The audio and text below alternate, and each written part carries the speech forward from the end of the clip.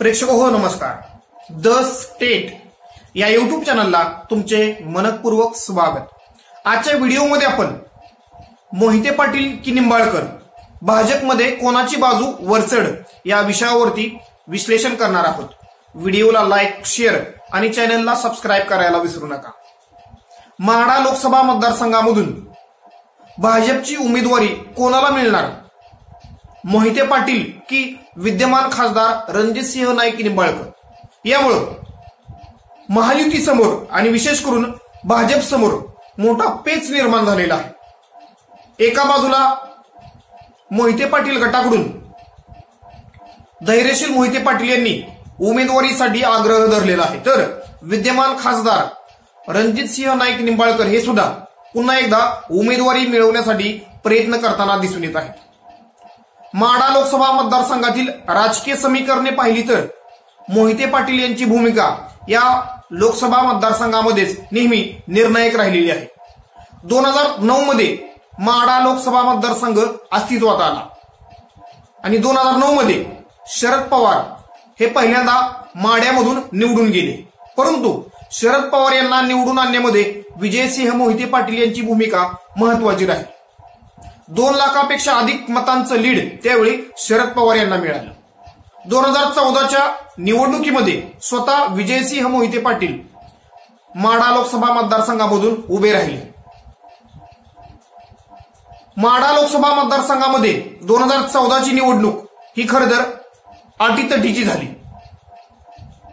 एका बाजूला नरेंद्र मोदी यांची लाट काँग्रेस आणि राष्ट्रवादी काँग्रेस पक्षाच्या विरोधात जनतेमध्ये असणारा रोष,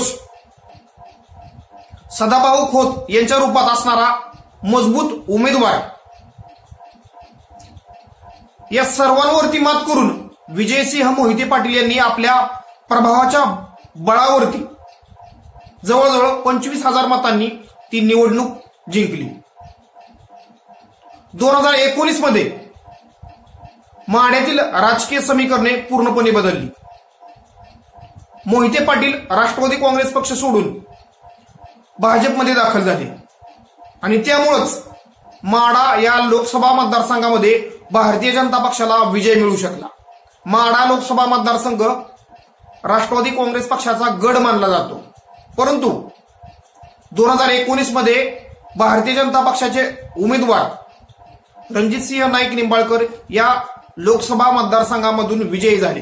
त्यांच्या विजयामध्ये मोहिते पाटील यांनी महत्वाची भूमिका निभावली. 1 लाखापेक्षा अधिक मतांचं लीड हे मोहिते पाटील यांनी मिळवून दिलं. त्यामुळं मोहिते पाटील यांना जर भारतीय जनता पक्षाने उमेदवारी दिली तर भारतीय जनता पक्षाचा विजय या मतदारसंघामध्ये होऊ शकतो, अशी दबक्या आवाजात चर्चा सुरू आहे. परंतु विद्यमान खासदार रणजितसिंह नाईक निंबाळकर यांनी गेल्या 5 वर्षामध्ये केलेली विविध विकास कामे, अजित पवार गटाचे माढा लोकसभा मतदारसंघातील विद्यमान आमदार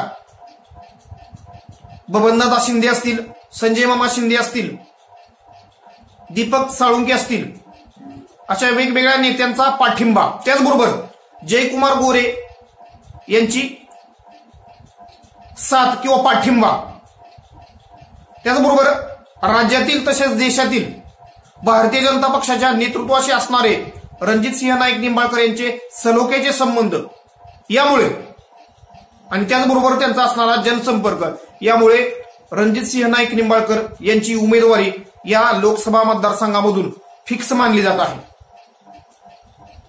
परंतु धैर्यशील मोहिते पाटील यांच्या आग्रहाकडे भारतीय जनता पक्षाने अजूनपर्यंत तरी दुर्लक्ष केलेलं नाही. निवडून येणारा उमेदवारच निवडणुकीमध्ये उभा करणं ही भारतीय जनता पक्षाची खासियत आहे. त्यामुळं मोहिते पाटील यांचा प्रभाव आणि सर्वपक्षीय नेत्यांशी त्यांचे असणारे सलोख्याचे संबंध, त्याचबरोबर सोलापूर जिल्ह्याच्या ग्रामीण भागामध्ये मोहिते पाटील यांची असणारी राजकीय ताकद आणि विशेष करून माढा लोकसभा मतदारसंघातील आणि विशेष करून सोलापूर जिल्ह्यातील सांगोला, माळशिरस, करमाळा, माढा या विधानसभा मतदारसंघामध्ये मोहिते पाटील यांच्या गटाची मोठी राजकीय ताकद आहे। त्यामुळं मोहिते पाटील यांची राजकीय ताकद पाहता किंवा त्यांची भूमिका पाहता मोहिते पाटील यांना डावलून भारतीय जनता पक्ष विद्यमान खासदार रणजितसिंह नाईक निंबाळकर यांना उमेदवारी देईल का, याबाबत सुद्धा सध्या वेगवेगळ्या चर्चा ऐकायला मिळत आहेत। परंतु माढा लोकसभा मतदारसंघाच्या या राजकीय पेचामध्ये अजून शरद पवार यांची एंट्री झालेली नाही।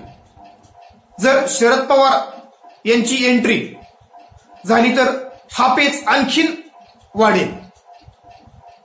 या लोकसभा मतदारसंघामध्ये अजित पवार यांच्या गटाची ताकद सुद्धा मोठी आहे।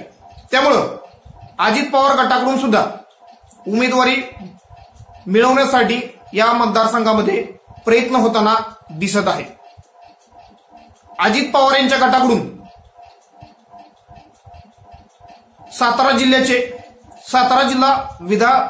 सातारा जिल्हा परिषदेचे माजी अध्यक्ष संजीवराजे नाईक निंबाळकर यांचं नाव चर्चेमध्ये आहे। त्यामुळं एका बाजूला विजयसिंह मोहिते पाटील यांची भूमिका, विद्यमान खासदार यांनी केलेली विकास कामे, त्याचबरोबर त्यांचा असणारा जनसंपर्क आणि त्यांना मिळणारा स्थानिक नेत्यांचा पाठिंबा, त्याचबरोबर अजित पवार यांच्या गटाची भूमिका आणि शरद पवार यांचा निर्णायक हस्तक्षेप यामुळे कुठेतरी माढा लोकसभा मतदारसंघामधील राजकीय गणिते किंवा पेच आणखी वाढताना दिसत आहे। त्यामुळं भारतीय जनता पक्षाचा उमेदवार माढ्यामधून कोण असणार याबाबत सध्या वेगवेगळे तर्क वितर्क किंवा चर्चा जनतेमध्ये होत असल्या किंवा राजकीय विश्लेषकांकडून किंवा पत्रकार मंडळींकडून वेगवेगळे अंदाज जरी लावले असले तरी जात असले तरी सुद्धा माढ्याच्या राजकारणामध्ये भाजपचा उमेदवार कोण असणार किंवा माढा लोकसभा मतदारसंघामध्ये भाजपचा उमेदवार कोण असणार, हे शरद पवार यांच्या गटाचा उमेदवार कोण असणार यानंतरनं आपल्याला ते नाव समोर येऊ शकतं। त्यामुळं शरद पवार माढा लोकसभा मतदारसंघामध्ये कोणता उमेदवार देतात, त्याचबरोबर मोहिते पाटील भारतीय जनता पक्षाबरोबर राहतात की ते शरद पवार यांच्या बरोबर जातात, हे येणारा काळ ठरवेल। परंतु विजयसिंह मोहिते पाटील असतील किंवा मोहिते पाटील गटाची भूमिका आणि शरद पवार यांचा निर्णायक हस्तक्षेप यामुळे कुठेतरी माढ्याचा राजकीय पेच सोडवताना भारतीय जनता पक्षाला तारेवरची कसरत करावी लागत आहे। धन्यवाद। व्हिडिओला लाईक, शेअर आणि चॅनलला सबस्क्राईब करायला विसरू नका।